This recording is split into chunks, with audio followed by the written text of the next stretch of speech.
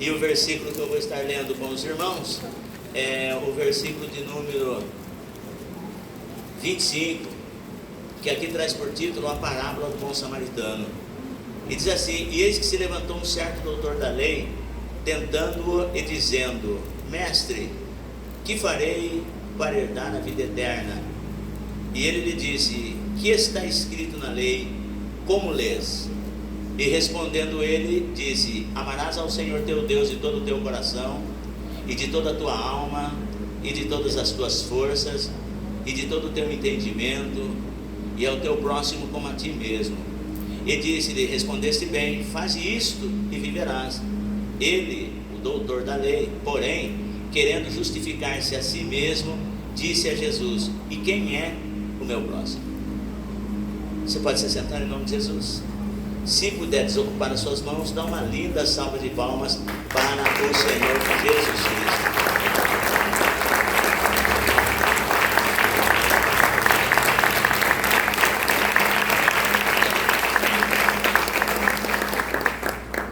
Não cometendo injustiças, nada, né? Mas eu citei o nome de algumas pessoas aqui, mas na verdade todos são imprescindivelmente importantes aqui nesta casa de oração. Todos os irmãos são muito importantes aqui, e eu quero que você nunca se esqueça disso. Mas quando o tema é a Santa Ceia do Senhor, antes de eu entrar na ministração, com muita calma, porque é comum os irmãos saberem, e não tem como, o pastor, irmãos, ele tem que dar um parecer relacionado aos acontecimentos que envolvem a igreja. Então, e os irmãos sabem que a gente está passando um momento assim, que faz parte da obra de Deus. Eu estou pastoreando igreja já há alguns anos, e toda a minha trajetória, toda a minha caminhada eu sempre vi isso. E é como dizem, acontece nas melhores famílias. Chega um momento que todos os ministérios eles passam por alguma circunstância, alguma situação. Só que assim, nós temos que olhar para Cristo. A igreja, irmãos, se ela olhar, se ela estiver centrada, se ela estiver focada no ser humano, ela não prevalece. Mas a igreja, ela é um organismo vivo, porém ela é regida pelo Espírito Santo. O cabeça da igreja é o Senhor Jesus. O dono da igreja é o Senhor Jesus. E ele, o dono da igreja, o cabeça da igreja, diz assim: no mundo tereis aflições, mas tende bom ânimo, eu venci o mundo. E lembra que quando Jesus estava falando a respeito de igreja, ele disse assim: e esta é a minha igreja, e sobre esta pedra, ele falando para Pedro, sobre esta pedra edificarei a minha igreja. E aí ele disse assim: e as portas do inferno não prevalecerão contra a minha igreja.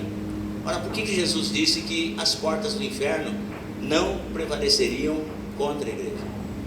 Porque Jesus sabia que o inferno todo estaria se levantando para destruir a obra de Deus através da igreja. Mas Jesus disse: as portas do inferno não prevalecerão contra a minha igreja.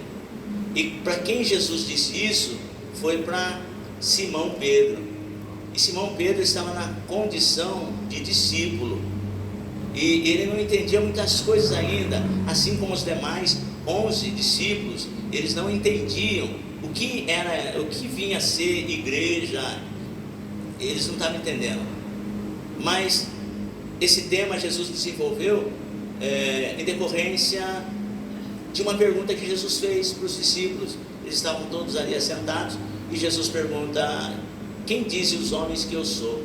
E uns dizem que o Senhor é João Batista, outros dizem que o Senhor é Jeremias, Isaías, enfim, algum profeta do Antigo Testamento.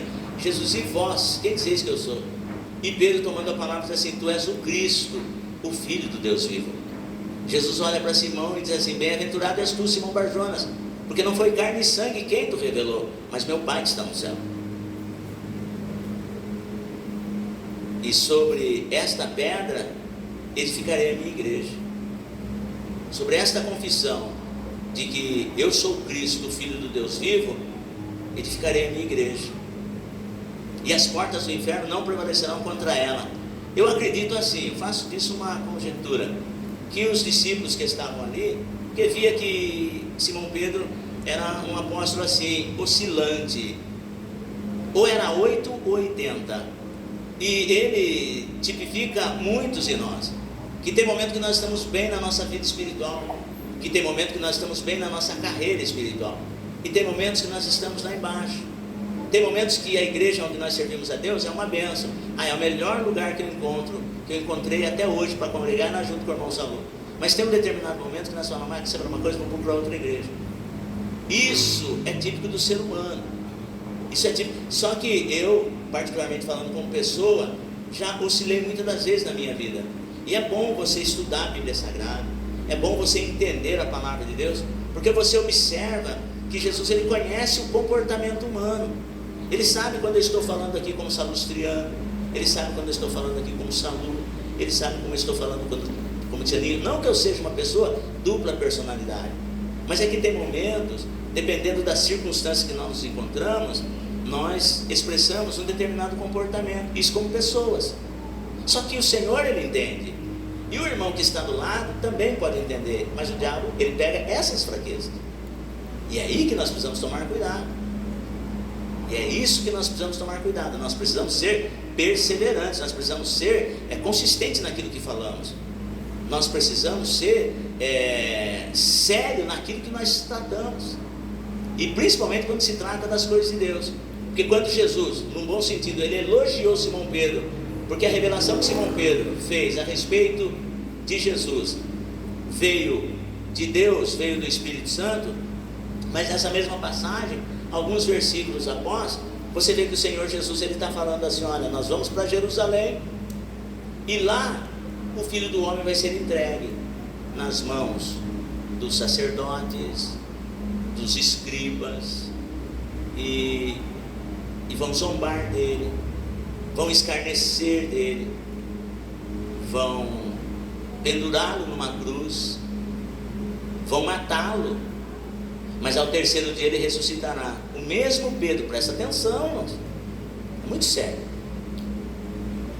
O mesmo Pedro que recebeu uma revelação do Espírito Santo, eu acho assim, coisas tremendas, o mundo espiritual. E por que muitas das vezes nós, uma noite de Santa Ceia, nós tomamos a Santa Ceia do Senhor, e depois nós vamos para a nossa casa, nós vivemos ainda uma vida cristã, eu falo assim, medíocre, no sentido de não paupérrima, não os pobres do diabo, os mendigos de Satanás, não. Eu falo assim no sentido de que a vida não muda. Eu ainda continuo sendo insatisfeito com a minha congregação. Eu ainda continuo achando que não é desse jeito, que as coisas têm que ser do meu jeito. A Bíblia, ela foi escrita lá para aquele povo daquela época, mas hoje o negócio é diferente.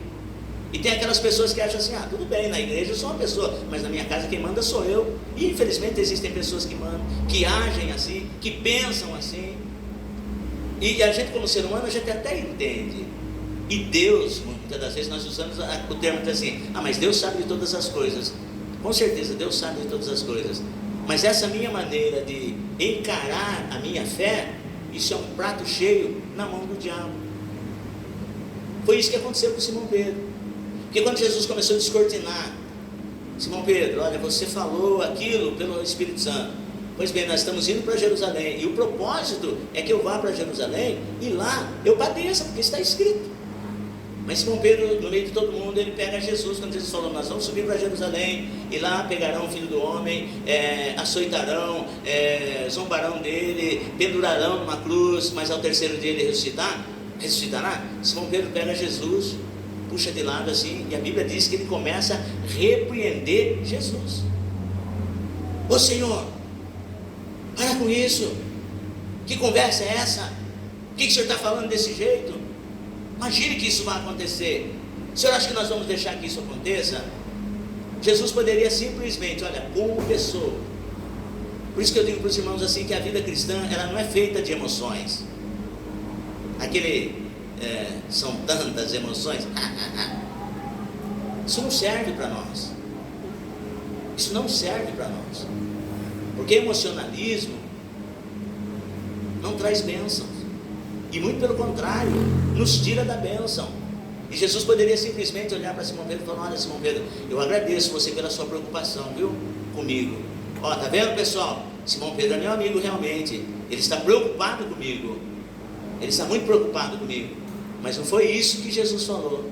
Quando Simão Pedro toma Jesus de parte e repreende Jesus, Simão Pedro olha para ele e fala assim: para trás de mim, Satanás, que me serves de escândalos, porque não compreende as coisas de Deus, somente as que são dos homens. Os discípulos que estavam ali poderiam olhar e falar: nossa, Pedro, que negócio é esse, rapaz?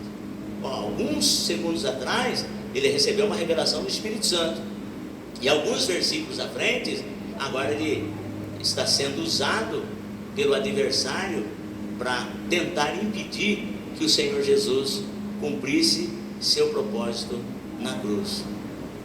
Mas lembra que Jesus falou: esta é a minha igreja, as portas do inferno não prevalecerão contra ela? Quais são as estratégias do diabo? E é isso que eu quero chegar para nós esses dias. Qual a estratégia que o diabo vai usar? Se ele quiser destruir uma obra, ele vai usar pessoas.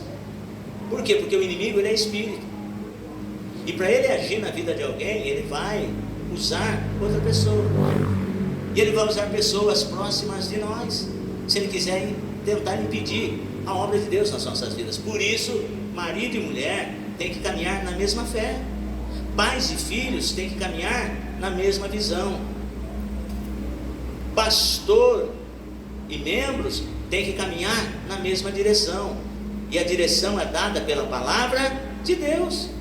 E enquanto nós estivermos fincados nessa palavra, caminhando por essa palavra, obviamente as lutas virão, Satanás vai se levantar, mas ele tem dois trabalhos: primeiro de se levantar, segundo de cair, para que o nome do Senhor seja glorificado. Porque Jesus falou que as portas do inferno não prevalecerão contra a igreja dele. Mas aí o que ele vai fazer? Ele vai usar pessoas, como usou Pedro naquela ocasião, para tentar impedir que Jesus fosse para a cruz. Você pode fazer uma obra, mas não precisa ir para a cruz, porque se Jesus não fosse para a cruz, nós não estaríamos aqui. Lá no deserto, quando Jesus foi iniciar o seu ministério, presta atenção, capítulo 4 do Evangelho de Mateus, você vai ver isso. Jesus é batizado por João Batista. Por isso eu quero dizer, se tem alguém ainda que não passou pelas águas do santo batismo, você precisa fazê-lo. É cumprimento da Escritura. Você precisa obedecer, porque Jesus Cristo, sendo Filho de Deus, ele passou pelas águas do santo batismo para nos dar o exemplo. E detalhe, ele sendo filho, mas quando ele desce as águas do batismo, sendo batizado por João, quando ele está saindo da água, o céu se abre, o Espírito Santo de Deus desce sobre Jesus, e ouve-se uma voz do céu dizendo: este é o meu filho amado, em quem me comprazo. Ali, para os irmãos entenderem, isso para dar exemplo a nós, Jesus foi reconhecido como filho ali naquele momento, porque ali ele ia iniciar o seu ministério. João Batista agora já ia sair de cena. Jesus, então, quando ele recebe o batismo nas águas, também ele recebe o Espírito Santo. E João, o Batista, diz assim: eu não conhecia ele, mas o Espírito Santo já tinha testificado no meu coração: aquele que você viu descer sobre ele, o Espírito Santo, este é o que batiza com água e com fogo. Então eu tenho visto, João Batista fala, eu vi, porque quando eu batizei ele, eu vi o Espírito Santo descer sobre ele. Por isso eu não sou digno de, abaixando-me, desatar a correia de suas alparcas. Ele é o que vos batiza com o Espírito Santo e com fogo.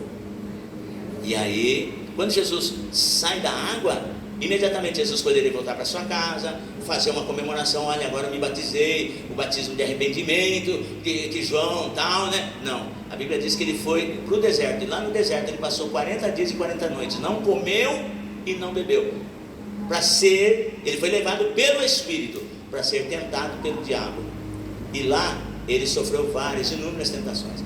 Foi tentado em tudo que você imaginar, Mas a Bíblia diz, o escritor aos Hebreus, que ele foi tentado e não pecou. Na sua boca não se achou engano.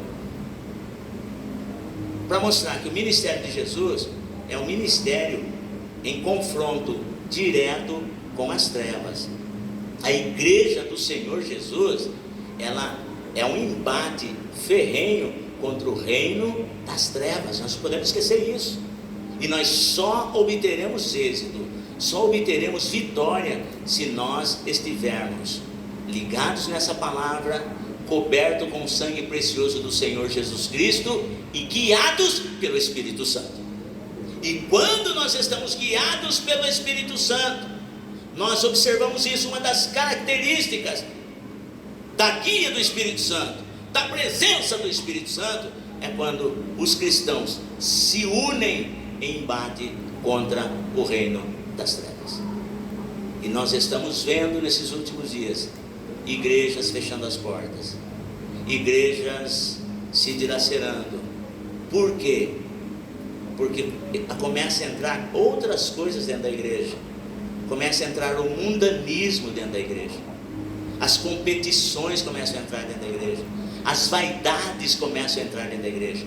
E quando você pegar o capítulo 3 da primeira epístola do apóstolo aos Coríntios, a primeira epístola do apóstolo Paulo aos Coríntios, você vai ver que ele diz assim, que é o espírito mundano que causa dissensões nas igrejas. E aí ele começa a usar pessoas, e aí as pessoas começam a querer competir. Ah, porque eu canto melhor do que fulano, outra porque eu prego melhor do que ciclano, é porque se fulano faz, eu também posso fazer. E aí o Espírito Santo, ele vai se entristecendo, e no fim acaba tirando a unção, a graça e o poder da testemunhança da igreja. Então eu venho dizer para vocês, nesse momento, a igreja do Senhor Jesus está prestes a ser arrebatada. Nós estamos indo embora da terra. E não se iluda que Jesus está preocupado com quantidade, não. Porque somente os remanescentes é que serão arrebatados. Ontem, na hora que eu estive lá no hospital, fazendo a visita para a dona Alice, a mãe do meu genro, quando eu estava voltando de lá para cá, eu vim fazendo um itinerário que o Espírito Santo me designou. Dizia assim: meu filho, caminhe por essas ruas e observa as igrejas. Eu passando aonde eu sabia, no trajeto voltando de lá para cá, eu passando para vendo as igrejas. E paz, meus irmãos, eu falei isso hoje na escola bíblica dominical. Paz, meus irmãos, as igrejas que eu passava, igrejas evangélicas, Diácono Ronaldo Cordeiro, que eu passei na noite de ontem, fechadas. E o Espírito de Deus falava, eu fiquei assustado, irmão. O Espírito de Deus falava assim, ali tinha muita alegria, tinha muita luz, e hoje a luz se apagou. E eu, como Jeremias, no capítulo 5, se você pegar o texto de Jeremias, eu estou indo na Bíblia. E o Senhor falava assim para Jeremias: Jeremias, dá em volta aí toda a cidade de Jerusalém e procura entre as pessoas humildes, e você vai ver se tem alguém que me busca. E Jeremias, ele ia todo cheio de esperança, como uma criança esperançosa, falando: eu vou lá, porque ali tem uns irmãozinhos humildes, eu vou lá, eu vou buscar, eu vou ver pessoas lá que serviam a Deus. Aí Jeremias chegava lá, o povo estava tudo na boa. Aí o Senhor falava assim para mim: passe naquela rua lá. Eu falei: eu conheço a igreja lá, tal. E eu, quando passava por lá, tudo escuro, tudo fechado, irmão. E eu fiquei assustado. Resumo da história, irmão: em eu vir da Santa Casa para cá, eu encontrei uma ou outra igreja evangélica aberto na noite de sábado. Eu fiquei muito assustado. Eu perguntei: Deus, cadê o seu povo? As igrejas tudo fechada. A pergunta que eu faço é: Satanás conseguiu vencer essas igrejas? Porque Jesus falou: as portas do inferno não prevalecerão contra ela. Então de sábado o inferno não trabalha. Se o inferno não trabalha de sábado, então nós também podemos não trabalhar. Eu fiquei muito assustado, irmãos, de ver a situação que estão as igrejas na noite de sábado. Então, enquanto nós estivermos unidos, enquanto nós estivermos engajados, Satanás não tem força contra nós. Diga assim: podemos todas as coisas naquele que nos fortalece. Diga assim: nos mantemos unidos, porque fomos comprados com o precioso sangue de Jesus.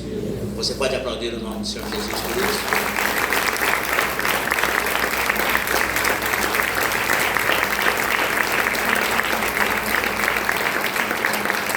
Não deixa o diabo te vencer.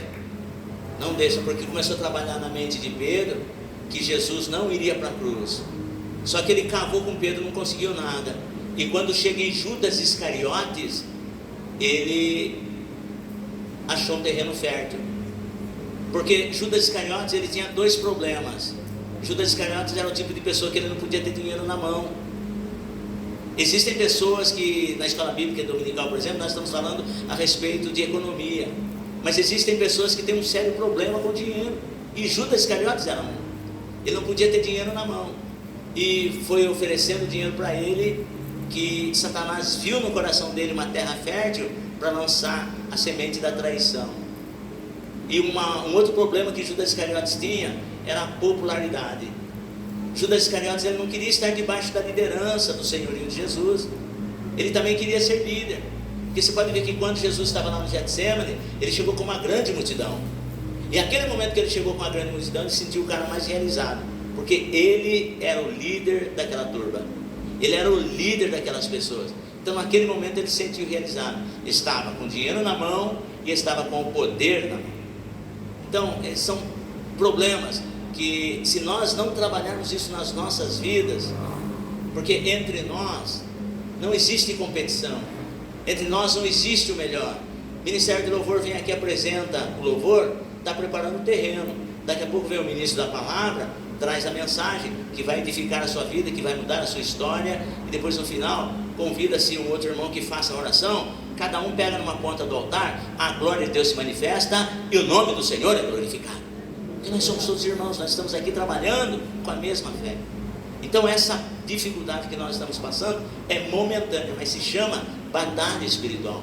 Então o pastor fala, fazer vistas grossas, não falar sobre, é muito complicado. Mas pastor, o que está acontecendo? Primeiro, precisamos manter unidos. Precisamos manter o foco em Jesus Cristo e saber que essa obra é a obra do Senhor Jesus. E se alguém vier falar, mas tal coisa assim, porque eu não falando, então, não põe a culpa em ninguém, mano. Porque eu sou bem assim, se a obra de Deus, ela permanece. Se a obra de Deus, ela vai prosperar. Mas o irmão A não é culpado, o irmão B não é culpado, o irmão C não é culpado, ninguém é culpado. Nós estamos passando uma batalha espiritual, mas essa batalha vai passar, nós vamos vencer e o nome do Senhor vai ser glorificado. E quando alguém chegar para você e vir falando mal de fulano, vir falando mal de ciclano, falando, não irmão, não faça isso, vamos orar pelo irmão A, vamos orar pelo irmão B, porque assim como o irmão A, assim como o irmão B, ele acredita que ele vai para o céu, eu também preciso entrar no céu. E se nós emprestarmos a nossa boca para o diabo, começarmos a falar mal de um, começarmos a falar mal de outro, começarmos a falar mal da congregação A, começarmos a falar mal da congregação B, nós não vamos chegar a lugar nenhum. Então, guarde bem isso. Porque o tema para essa noite de Santa Ceia é vida eterna. Eu li aqui no texto, em Lucas. Os irmãos entenderam? Digo amém. Entenderam o meu ponto de vista? Aonde eu quero chegar? Nós somos realistas do que nós estamos enfrentando, mas nós não abrimos a nossa boca para falar mal de ninguém, e sim orarmos pelos outros. Amém? Então o tema que eu escolhi, que o Espírito de Deus me deu para nós palestrarmos nessa noite, o tema é esse: uma palavra de vida eterna. Uma palavra de vida eterna. Eu vou ministrar e depois nós vamos entrar na Santa Ceia. Então eu tenho uma introdução que diz assim, as pessoas, eu estava meditando e o Espírito de Deus foi me palestrando e eu quero compartilhar isso com você. Deixei esse resumo porque eu precisava dar essa introdução dessa fala de batalha espiritual, para você entender. Se os irmãos tiverem alguma dúvida em relação ao que eu falei aqui, depois os irmãos podem entrar no meu particular, falar, pastor Salu, do que o pastor estava falando, com quem o pastor estava falando, do que o pastor estava falando, eu vou explicar para você tranquilamente. Mas eu dei esse apanhado para que os irmãos entendam que realmente a gente passa assim por alguma situação. E é visível, porque os irmãos, até a Santa Ceia passada, os irmãos, tinha algumas pessoas que estavam aqui conosco, né, pastor Roberto? E hoje não estão mais. E aí vem aquela pergunta, nossa, mas o que está acontecendo com o irmão fulano, que eu não vi na Santa Ceia? O irmão ciclano, que não vi na Santa Ceia. Não, tem um grupo de irmãos que hoje não estão congregando mais conosco, mas são bênçãos, tanto como nós somos bênçãos. Amém, irmão? Amém. Então é isso que eu estou deixando claro.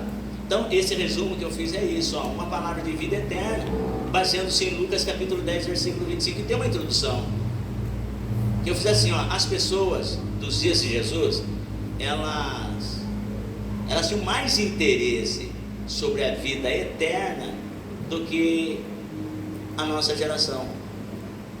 As pessoas para quem Jesus ministravam, elas tinham mais interesse sobre o tema vida eterna do que a nossa geração. E a pergunta que não quer calar, será que é porque nós não falamos muito a respeito da vida eterna? Porque hoje em dia, eu falo que aqui também muitas das vezes nós fazemos isso, e é praxe nas igrejas hoje pregar chave de carro, apartamento, bens materiais. Não que isso seja errado, mas que isso não deve ser a prioridade. E como no culto de Santa Ceia é muito importante que os irmãos entendam que a geração dos dias que Jesus pregava, eles se preocupavam mais com a vida eterna do que a nossa geração. E você vê isso, por exemplo, na vida de jovens, que a Bíblia vai dizer assim, que Jesus estava pregando num certo lugar, e de repente chega um jovem muito rico, ele se aproxima de Jesus e pergunta, bom mestre, o que eu devo fazer, ou que bem farei para herdar a vida eterna? Então, ele estava preocupado com a vida eterna. Aí, de repente, no capítulo 13 também de Lucas, versículo 22, Jesus, quando ele estava percorrendo, eu anotei assim, percorria Jesus as cidades e as aldeias, ensinando e caminhando para Jerusalém. E no versículo 23 está assim, que chega junto dele um homem e faz a seguinte pergunta, Senhor, são poucos os que se salvam? E aí foi quando Jesus diz assim, porfiai por entrar pela porta estreita. Porfiai se esforce por entrar pela porta estreita, porque muitos procurarão entrar, mas não conseguirão. Em outras palavras, Jesus diz assim, não são muitos que se salvam. E a pergunta assim, quando o assunto é vida eterna, eu sou salvo?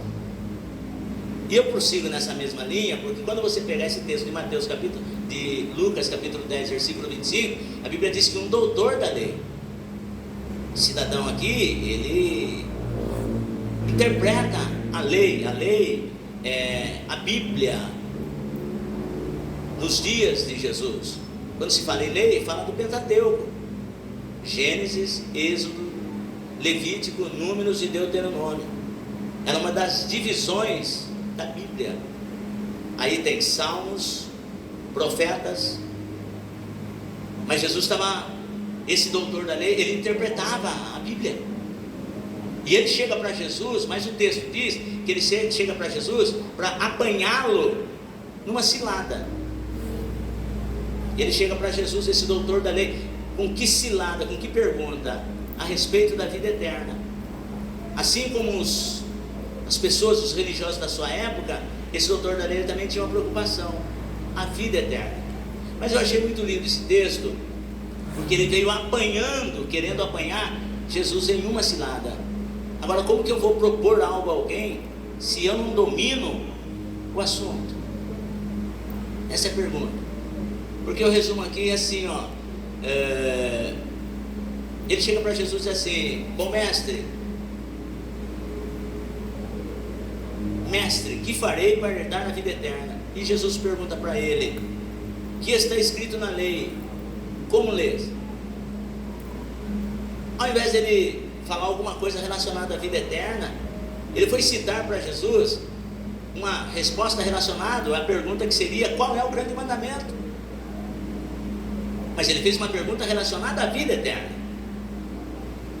E aí, quando Jesus devolve a resposta para ele com uma pergunta, que Jesus pergunta assim para ele: que está escrito na lei, como lês? Ou seja, como você lê na lei sobre a vida eterna? Mas esse homem, ele já dá uma evasiva, e ele diz assim, e respondendo ele disse: amarás ao Senhor teu Deus de todo o seu coração, e de toda a sua alma, e de todas as suas forças, e de todo o teu entendimento, e ao teu próximo como a ti mesmo. E Jesus responde: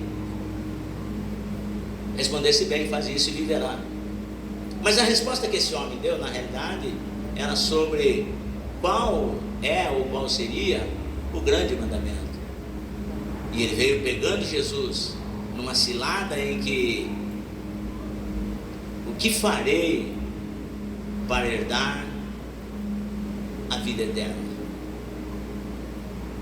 E aí, perceba bem, que todos tinham interesse na vida eterna. E nós precisamos saber que a vida eterna, ela é um passo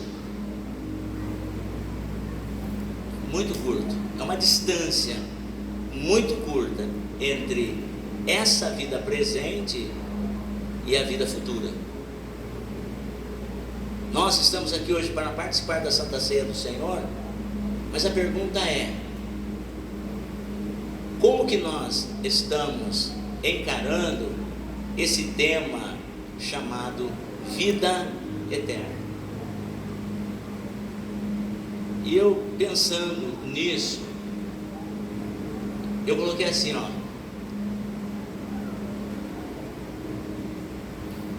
que as pessoas que eu deduzo das gerações dos dias de Jesus, e até mesmo da igreja primitiva nos dias do apóstolo Paulo, eles se preocupavam a respeito da vida eterna. Porque se você pegar o capítulo 15 da primeira epístola do apóstolo Paulo aos Coríntios, você vai ver que Paulo tem um capítulo inteiro que ele fala sobre a ressurreição do corpo.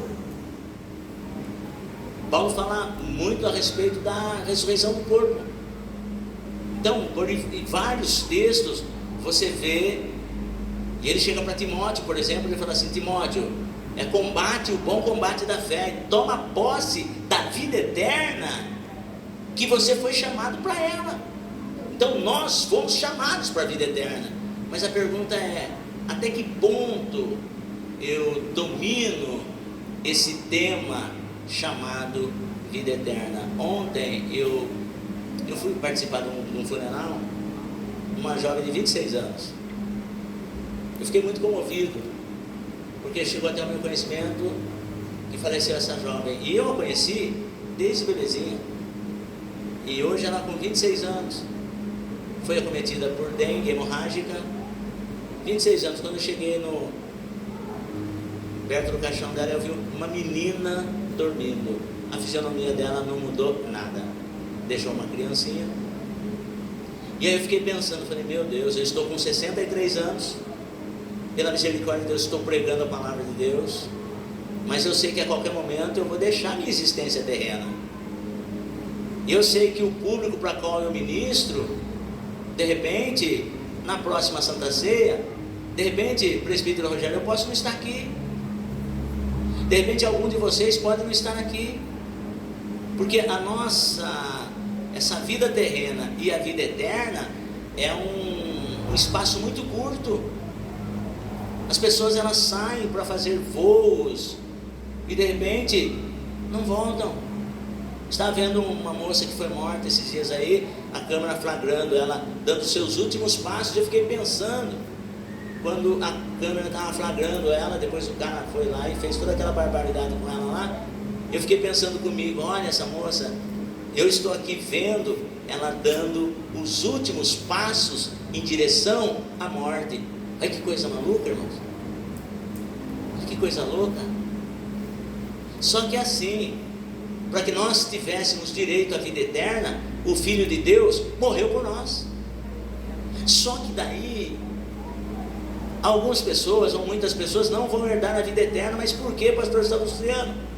Porque não se desprende da carne, não se desprende, ou talvez não conseguiram entender. E quando você pega esse doutor da lei, ele teria por obrigação de conhecer o tema que ele estava desenrolando com o Senhor Jesus. Só que ele queria apanhar Jesus em uma cilada, e aí ele errou o pé. Por quê? Porque assim, eu disse assim, que a distância entre essa e a eternidade é tão próxima quanto se imagina. E se falamos o que realmente,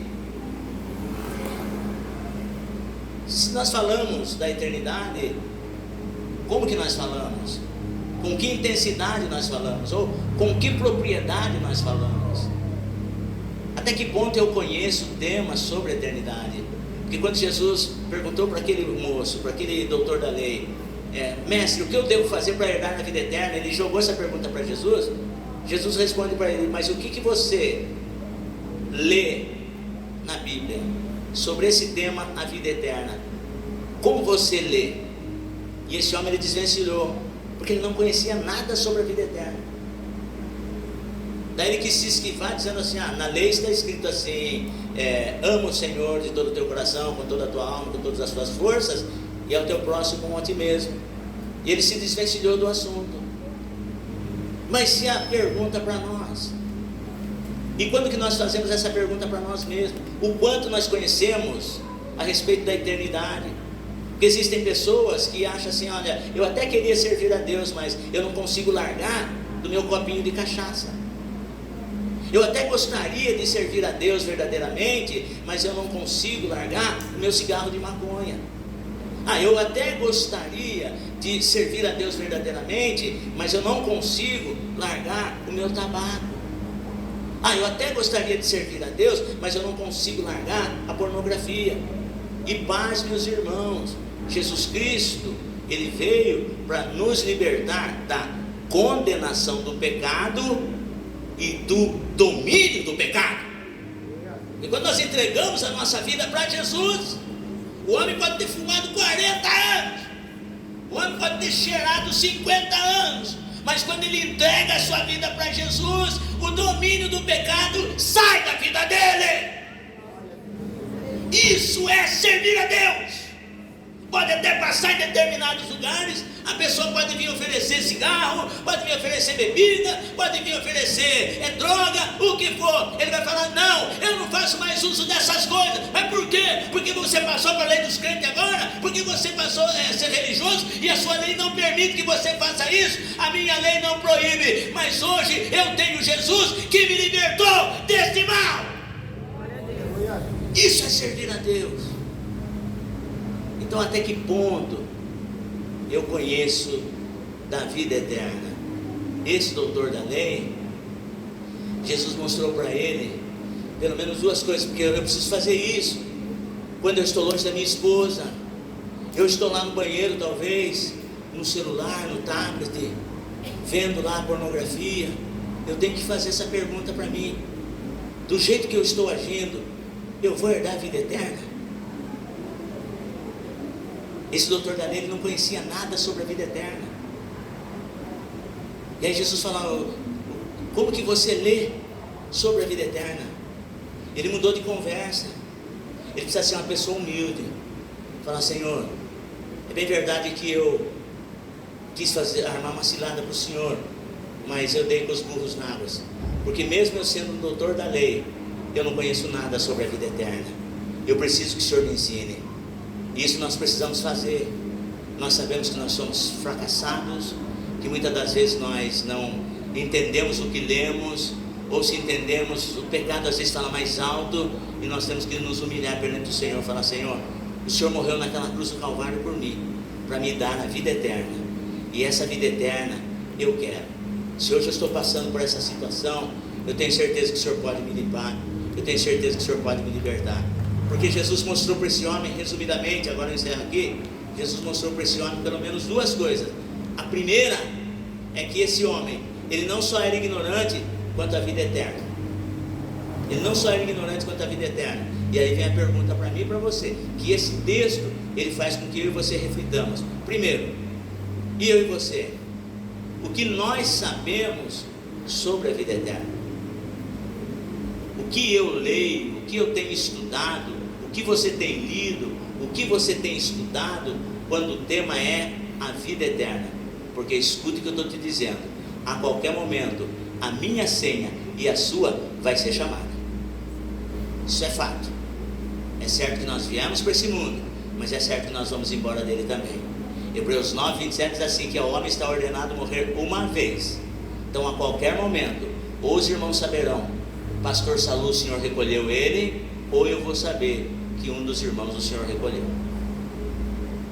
Então é muito sério. A outra pergunta que eu faço para mim e para você, e você precisa refletir bem isso: você tem certeza da sua salvação?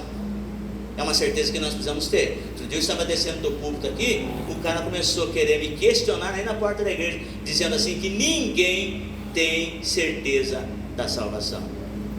Pô, mas se eu não tiver certeza da minha salvação, o que eu estou fazendo no culto de Santa Ceia? O que eu estou pregando para os meus filhos? E é importante que você, pai, é importante que você, mãe, é importante que você, marido, é importante que você, esposa, façam essas perguntas.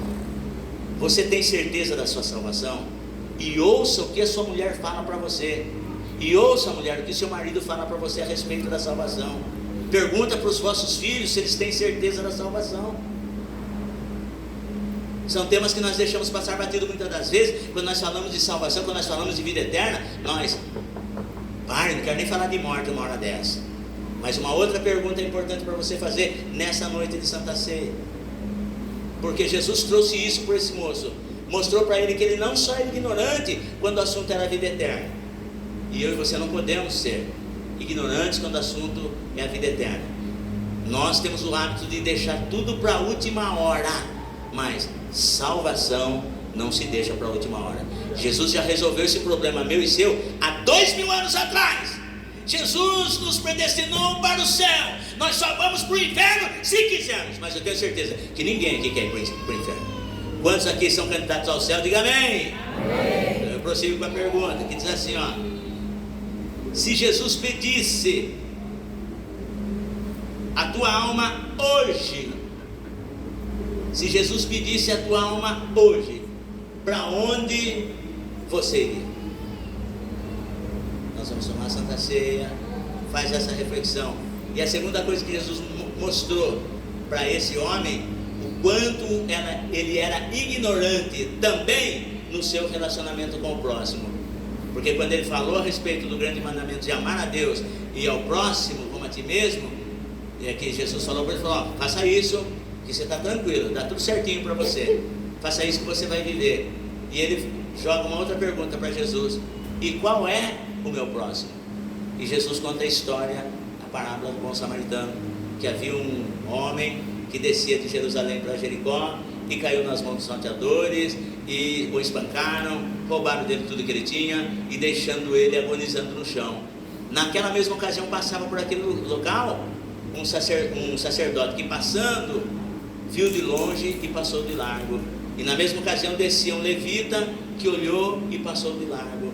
Mas um samaritano que ia de viagem passou, viu aquele homem caído, aproximou-se dele, cuidou dele, untou-lhe as feridas, pôs ele na sua cavalgadura e levou para uma estalagem, cuidou dele, deixou 2 dinheiros e disse assim para o hospedeiro: ó, cuida bem dele, eu estou deixando essa quantia de dinheiro aqui e eu vou seguir viagem, mas eu vou voltar, e tudo que ele gastar a mais, quando eu voltar, eu te pago.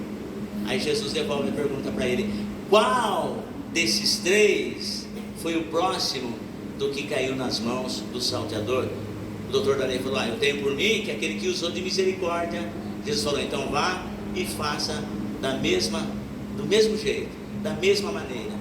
Então, nessa segunda opção, Jesus quis mostrar para ele também, primeiro, que ele não entendia nada, que ele era ignorante também no seu relacionamento com o próximo. E como é noite de Santa Ceia, para nós encerrarmos, eu faço uma pergunta para mim e para você: qual é o nosso relacionamento com o nosso próximo? Isso, o nosso trabalho, como que nós nos relacionamos com as pessoas do nosso trabalho? Como que é o nosso relacionamento com os nossos irmãos da igreja, da congregação? E como que é o nosso relacionamento na nossa família? E como que é o nosso relacionamento com os nossos vizinhos? E uma outra pergunta que me faz refletir é: de quem você tem sido próximo ultimamente? Esse próximo ultimamente são pessoas necessitadas, porque você pode ver que ele perguntou: e quem é meu próximo? E Jesus deu um ping-pong nele, dizendo assim: você precisa ser próximo de alguém. E ser próximo de alguém é de pessoas necessitadas, porque é muito fácil nós fazermos, por exemplo, festa com quem pode pagar com uma outra festa. É muito fácil nós sairmos comer lanche com quem de repente está bem e pode nos pagar um lanche. Mas você precisa ser próximo de alguém, alguém que precisa de você, alguém que, se você não fizer por essa pessoa, ninguém vai fazer. Ser próximo de alguém é você saber que aquela pessoa, ela depende de você, que se você não fizer nada por ela, ninguém vai fazer. Então, dentro desse perfil de Santa Ceia, Jesus mostrou para esse doutor da lei, que era um cara que conhecia a Bíblia. E nos dias que nós estamos vivendo, irmãos, tem os pastores coach, tem os teólogos aí, de montão, conhece a Bíblia de capa a capa, de Gênesis e Apocalipse, são metralhadoras ambulantes para citar versículos bíblicos. Mas entre o citar versículos bíblicos e a prática da palavra de Deus, há uma distância muito grande. Então a pergunta é: eu não sou um doutor da lei, eu sou apenas alguém que foi alcançado pela misericórdia de Deus, alguém que caiu nas mãos dos salteadores, com 34 anos de idade, estava lá agonizando, mas o samaritano chegou e me pôs de pé. E essa pergunta está aqui: de quem você tem sido próximo ultimamente necessitado? E a última pergunta para encerrar, para nós tomarmos a nossa Santa Ceia, é: quanto, isso é muito importante, quanto do nosso tempo, do meu tempo, do seu tempo, dos nossos recursos, seja ele financeiro, seja ele material, enfim, quanto do nosso tempo, dos nossos recursos, nós temos investido como próximo de alguém? Quanto? Então agora nós vamos participar da Santa Ceia, e que nós sejamos práticos na nossa vida cristã, cuidemos da nossa vida eterna, porque Jesus está voltando. Todo dia Jesus está voltando, ou individualmente ou coletivamente. Pode ser que de repente eu não veja os irmãos aqui, mas eu quero ver você na glória. Quantos irmãos eu vou ver na glória? Amém? Então preserve a vida eterna que nós temos em Jesus Cristo. Não abra mão da sua vida eterna. Cuide do seu irmão, cuide do seu próximo, porque Santa Ceia, vida cristã, é comunhão com Deus e com os irmãos. Amém, povo de Deus? Amém, igreja? Coloque-se de pé em nome do Senhor Jesus. Querido Deus amantíssimo e eterno Pai, a tua palavra foi